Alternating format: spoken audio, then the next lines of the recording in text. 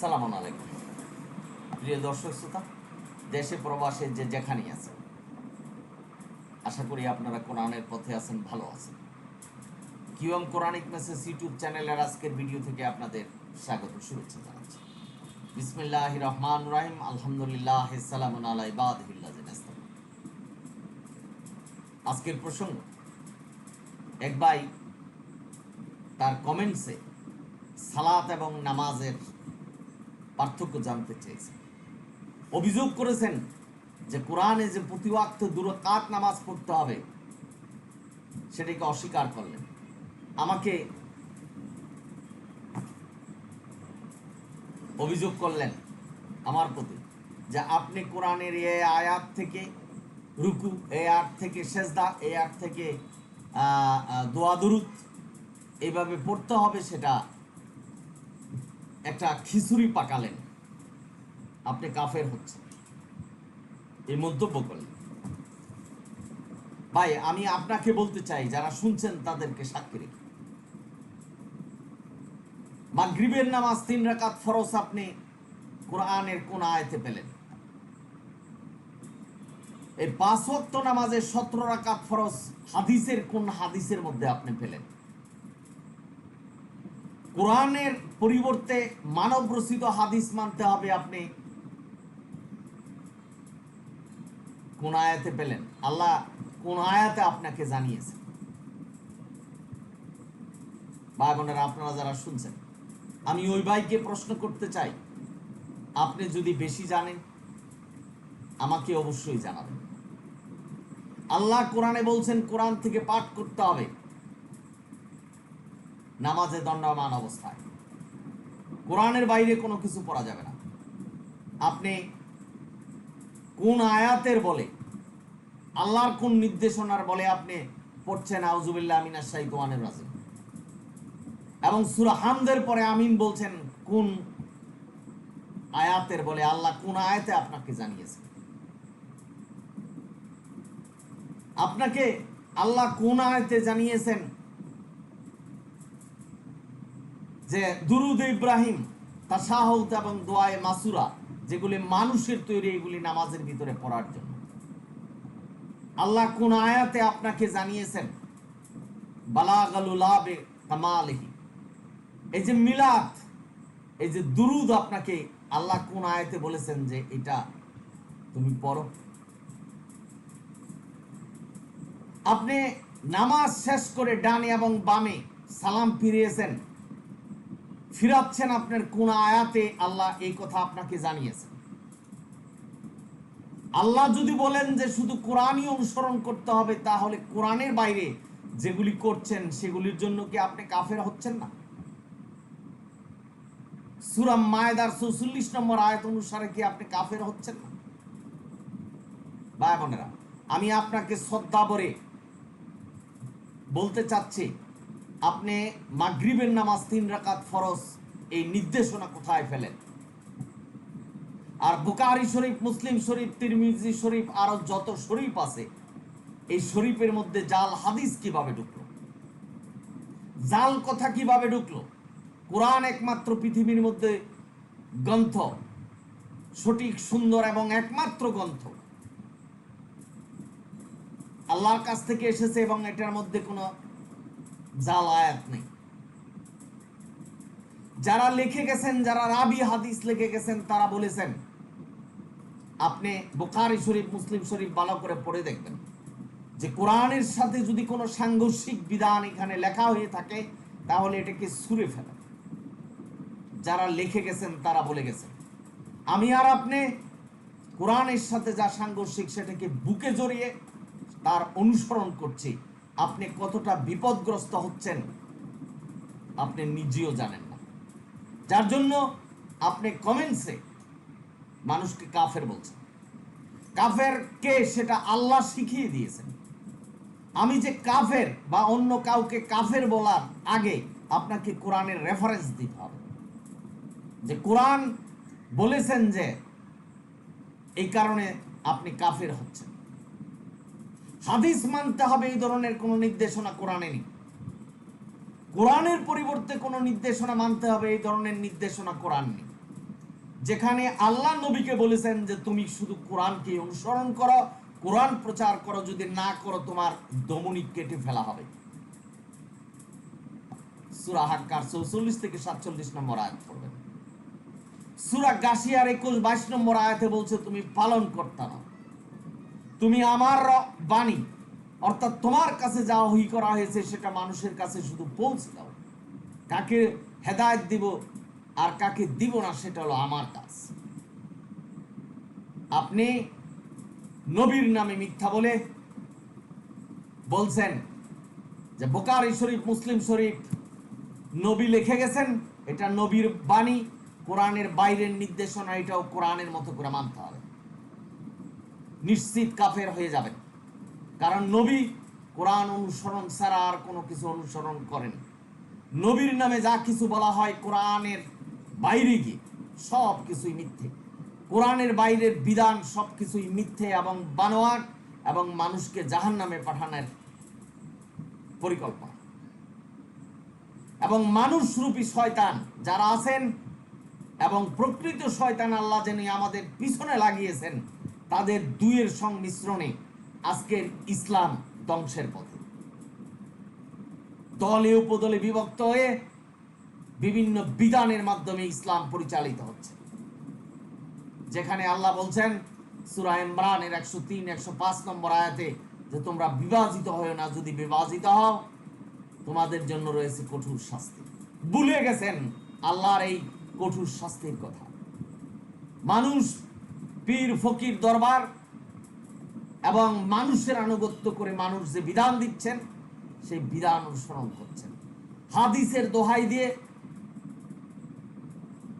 বিধান অনুসরণ করছেন।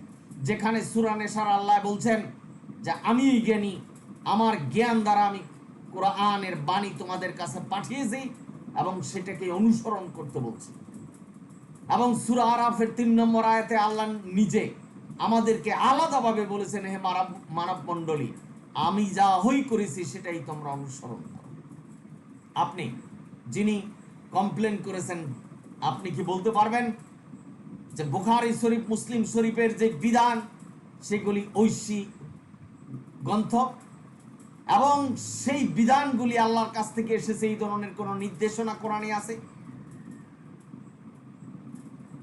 কোরআনের প্রথম থেকে শেষ পর্যন্ত আপনি চিরুনি অভিযান চালিয়ে কোথাও পাবেন না যে আল্লাহ নির্দেশনা দিয়েছেন আমি কোরআনকে অপূর্ণাঙ্গ রেখেছি এবং সালামুন আলা মুহাম্মদ এটাকে হাদিসের মাধ্যমে পূর্ণাঙ্গ করবে, এই ধরনের কোন আয়াত কোরআনে পেয়েছেন? যদি না পেয়ে থাকেন, কার কথায় অনুসরণ করেছেন? কার হুকুমে আপনি এই মাগরিবের নামাজ 3 রাকাত পড়ছেন? আমাকে জানাবেন, আমি আপনার কাছ থেকে শিখব। কোথায় পেলেন? আপনি যদি সেভাবে কোরআনের রেফারেন্স দিয়ে আমাকে বলতে পারেন, আমি আপনার কথা শুনবো, আপনার কথা শুনে কোরআন দিয়ে যাচাই করে আপনার সেটাকে অনুসরণ করব। আর যদি না পারেন, তাহলে আমি যেটা বলছি যে প্রতি ওয়াক্তে 2 রাকাত নামাজ পড়তে হবে, সেটাই কোরআনের কথা এবং আল্লাহ সেইভাবেই নির্দেশনা দিয়েছেন, সেটাকে মেনে নিতে হবে। আর যদি মেনে না নেন, তাহলে আপনি হবেন কাফের। ভাই বোনেরা, আল্লাহ কোরআনকে উদাহরণ সাদৃশ্য দিয়ে আমাদের কাছে পাঠিয়েছেন, সেটা সূরা কাফের 54 নম্বর আয়াতে বলছেন। কোরআন আমাদের সিলেবাস, আমরা পরীক্ষা দিচ্ছি এই দুনিয়া। সুতরাং পরীক্ষা কে কিভাবে দিবে সেটার উপর আল্লাহ আপনাকে রহমত করবেন, আপনার প্রতিদান দিবেন। আপনাকে কোরআন গবেষণা করতে হবে। আল্লাহ কোরআন গবেষণার জন্য কথা বলেছেন। আপনি মোল্লাদের কাছ থেকে শুনে, মানুষের কাছ থেকে শুনে যে মন্তব্য করেছেন সেটা সম্পূর্ণভাবে মিথ্যে এবং বানোয়াট। আপনারা জানেন সালামুন আলা মুহাম্মদ শুধু কোরআন অনুসরণ করেছেন। মুহাম্মদের কাছ থেকে ইসলাম ধর্ম আসেনি। ইসলাম এসেছে সেই একমাত্র আমাদের রবের কাছ থেকে, আল্লাহর কাছ থেকে। আল্লাহ সেই ধর্মটাকেই নবীর কাছে পাঠিয়েছেন এবং আল্লাহ এবং তার ফেরেশতারা নবীকে শিখিয়েছেন। সেই শিক্ষাটা আমাদের কাছে দিয়ে গেছেন। কিসের শিক্ষা? কোরআনের শিক্ষা, বুখারী শরীফ, মুসলিম শরীফের শিক্ষা নয়। সুতরাং কোরআনে সালাতের বাস্তব রূপ ভিডিওটা দেখবেন, তাহলে বুঝতে পারবেন কোন আয়াতে কি বলেছেন। রুকু সেজদা এবং নামাজের কি পড়তে হবে, এই সমস্ত কিছু আল্লাহ বর্ণনা করেছেন। এটা একটা পৃথক বস্তু। যেমন আপনি সেজদা করবেন, আল্লাহকে সেজদা করার কথা বলেছে। শুধু একটা সেজদা দিয়েও আল্লাহকে রাজি সন্তুষ্টি করতে পারবেন।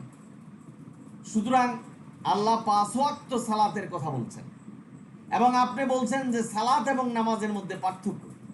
ইংলিশ শব্দ মুখ, মুখ হলো মাউথ, আর বাংলা শব্দ হলো মুখ। তা এই দুটার মধ্যে পার্থক্য যেমন একই, কোনো পার্থক্য নেই, শুধু ভাষাগত পার্থক্য। সুতরাং সালাত এবং নামাজের মধ্যে কোনো পার্থক্য নেই, ভাষাগত পার্থক্য। আল্লাহ কোরআনে মুহকাম এবং মুতাশাবি আয়াতের কথা বলছেন, যে মুহকাম আয়াতগুলি আল্লাহ দিয়েছেন, যেটা নামাজ, রোজা, হজ, যাকাত আল্লাহ যেভাবে বলেছেন সেভাবেই পালন করতে হবে। আপনি যদি এটাকে বাড়ান বা কমান, তাহলে আপনি কাফের হবেন। সুতরাং আপনি ভেবে দেখুন যে আপনি যে মাগরিবের নামাজ 3 রাকাত পড়ছেন, কোরআনের কোন আয়াতের মাধ্যমে পড়ছেন।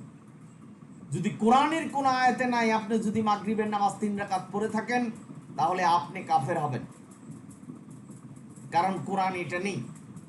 আপনার মতো মানুষ এবং অনেকেই বলছে যে কোরআনে সালাতের বর্ণনা নেই। কোরআন একটি মাত্র কিতাব, আল্লাহ পূর্ণাঙ্গ হিসাবে বলেছেন। তো সালাতের বর্ণনাই যদি কোরআনে না থাকে, তাহলে আপনি কি ভাববেন কোরআন? কোরআন বলছেন এমন কোন প্রশ্ন আপনার ভিতরে নেই যেটা কোরআন উত্তর দিতে না পারবে। তাহলে আপনি কোরআনকে অবজ্ঞা করছেন, অবহেলা করছেন। আপনি কি পেয়েছেন কখনো যে ফজরের নামাজ 2 রাকাত ফরজ, জোহরের নামাজ 4 রাকাত ফরজ, আসরের নামাজ 4 রাকাত ফরজ, মাগরিবের নামাজ 3 রাকাত ফরজ? কোরআন এই ধরনের কোন নির্দেশনা আছে? আপনাদের মুখস্থ হয়েছে আতিউল্লাহ ও আতিউর রাসূল, নবীকেও মানতে হবে, আল্লাহকেও মানতে হবে। এটাই, আল্লাহকেও মানতে হবে, নবীকেও মানতে হবে। অর্থাৎ পৃথকভাবে দেখছেন, শিরিক করবেন। আল্লাহর যে কথা সেটা নবী মেনেছেন। আল্লাহ আমাদের সাথে সরাসরি কথা বলেনি, নবীকে দিয়ে আমাদের কাছে কথা বলেছেন, এবং এই যে কথা নবীর কথা, সেটাই কোরআন। অর্থাৎ আল্লাহ যা বলেছেন নবী তাই আমাদের কাছে বলেছেন। নবী কোরআন অনুসরণ করেছেন, কোরআনের কথাই আমাদের কাছে বলেছেন। যিনি আল্লাহ এবং নবীর বাণীকে পার্থক্য করবেন, তারা শিরিক করবেন। আর শিরিকরত অবস্থায় যদি আপনার মৃত্যু হয়, আপনি জাহান্নামী হবেন, এবং আপনি কাফের অবস্থায় মৃত্যু হবে। এটাই সত্য। সুতরাং কোরআনে সকল কিছু আছে, যেহেতু আল্লাহ কোরআনকে পূর্ণাঙ্গ কিতাব বলেছেন। সুতরাং আমাদের বুঝতে হবে যে আল্লাহ বলেছেন পূর্ণাঙ্গ কিতাব, সুতরাং কোরআনে যাহা আছে সেটাই আমাদের মানতে হবে। আল্লাহ রুকু, সেজদা এবং দোয়ার তাসবিহ কি পড়তে হবে আল্লাহ বিভিন্ন সূরায় বলে দিয়েছেন, পার্থক্যভাবে বলে দিয়েছেন। আল্লাহ কিভাবে বলে দিয়েছেন সেটা আল্লাহর ব্যাপার। আপনি আর আমি সেটাকে প্রতিবাদ জানাতে পারবো না, যে কেন এক এক সূরায় এক এক কথা বলেছেন। এখানে যদি আপনি চিন্তা গবেষণা করেন, যেহেতু এটা আমাদের সিলেবাস, আমরা পরীক্ষা দিচ্ছি, সুতরাং আমাদের কোরআন নিয়ে গবেষণা করেই পরীক্ষা দিতে হবে। অর্থাৎ সালাতের বাস্তব রূপটা আমাদের জানতে হবে। আর সালাত শব্দের অর্থ হলে আল্লাহর হুকুম বিধান পুঙ্খানুপুঙ্খভাবে ছায়ার মতো অনুসরণ করা। এই সালাত শব্দের অর্থ হলো মুনাজাত। সালাত শব্দের অর্থ হলো আল্লাহর কাছে কিছু চাওয়া, জিকির। ভাই বোনেরা, আপনারা যারা শুনছেন, সুতরাং সালাত সম্পর্কে যদি আপনি বলেন যে সালাত আর নামাজ পার্থক্য বিষয়, তাহলে হবে না। আপনি বাংলা ভাষাভাষীর মানুষ, আপনি আরবি বুঝতে পারেননি, সুতরাং আপনি বাংলা দিয়ে সালাত আল্লাহ কি বুঝিয়েছেন সেটাই বুঝবেন।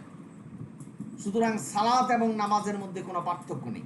আজকে মিডিয়াতে বা আপনাদের মতো অনেকেই বলছেন যে সালাত এবং নামাজের মধ্যে পার্থক্য আছে। কোনো পার্থক্য নেই। আল্লাহর নির্দেশনা মানুন। আল্লাহ যে নির্দেশনা দিয়েছে, যে মুহকাম আয়াতগুলি দিয়েছেন, সেটাই মানুন। মুতাশাবি আয়াত আছে কোরআনের মধ্যে, আল্লাহ বলছেন এর অর্থ কেউ জানে না, সেটা আল্লাহ জানে।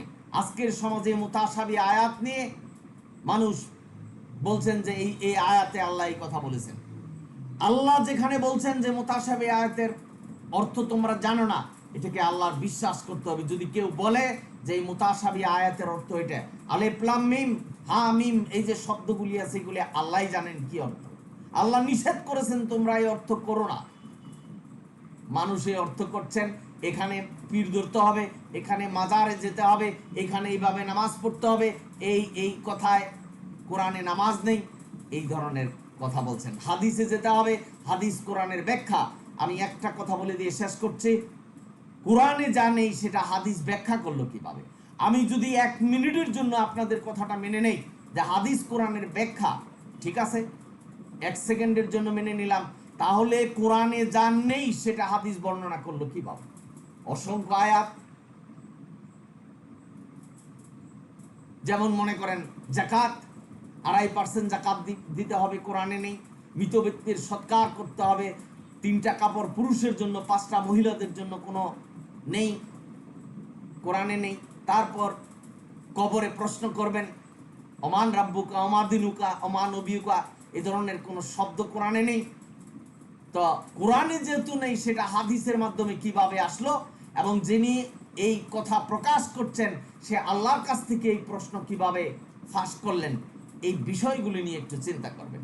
বিশেষ করে যিনি বলছেন যে 2 রাকাত সালাত যে আল্লাহ নির্দেশনা দিয়েছেন, এক এক সূরা থেকে এক একটা নিয়ে আপনি একটা জগা খিচুড়ি করলেন, এটা যে কত বড় মিথ্যে আপনি মৃত্যুর পরে বুঝতে পারবেন। সুতরাং এখনো সময় আছে, তওবা করুন, কোরআনের প্রতি ফিরে আসুন। কোরআন একমাত্র বিধান, কোরআনই আমাদের মানতে হবে। তারপরেও যদি আপনাদের কোনো প্রশ্ন থাকে অবশ্যই প্রশ্ন করবেন। সূরা হাশরের 7 নম্বর আয়াতে বলছেন যে এখানে গরিমতের মালের কথা বলছে, জমি যেটা নিচে দিচ্ছে তোমাদেরকে সেটা নিয়ে নাও। আর আমাদের দেশের মোল্লারা বলছেন যে নবী যেটা দিয়ে গেছে, অর্থাৎ বুখারী শরীফ মুসলিম শরীফ দিয়ে গেছে, সেটাও তোমরা অনুসরণ করো কোরআনের পাশাপাশি। কতটা ভুল পথে এবং কতটা ভুল অবস্থার মধ্যে আমরা আছি নিজেরা একটু কল্পনা করে নিই। আমাদের সমাজে আজকের মানুষ মোল্লাদের উপর ডিপেন্ড করছে, তারা যা বলছেন সেটাকে ধর্ম হিসাবে মানছে। আপনারা সকলেই ভালো থাকুন, সুন্দর থাকুন, কোরআনের পথে থাকুন এবং জীবনকে কোরআন দ্বারা প্রতিষ্ঠা করুন। আল্লাহ কোরআনকে পূর্ণাঙ্গ কিতাব বলেছেন, সুতরাং কোরআনই পূর্ণাঙ্গ কিতাব, কোরআনই পূর্ণাঙ্গ ধর্ম। সুতরাং কোরআনে যা আছে সেটাই অনুসরণ করতে হবে। প্রতি ওয়াক্তে 2 রাকাত নামাজ পড়তে হবে, এটাই কোরআনের নির্দেশনা। উপমা এবং সাদৃশ্য দিয়ে আমাদেরকে বুঝিয়েছে, সুতরাং সেটাই আমাদের গ্রহণ করতে হবে। আমি আপনাকে জোর করিনি, কাউকেও জোর করিনি। কোরআন দিয়ে যাচাই করুন, আল্লাহ কোরআনের নাম ফুরকান রেখেছেন। কোরআন দিয়ে যাচাই করে নিজে বুঝে তারপরে ইবাদত করবেন, যেটা কোরআন অনুসারে হয়। কোরআন অনুসারে যদি না হয়, সকল ইবাদত বাতিল হবে। আপনারা সকলেই ভালো থাকুন, সুন্দর থাকুন এবং কোরআনের পথে থাকুন। অনিল হামদুলিল্লাহি রাব্বিল আলামিন। সালামুন আলাইকুম।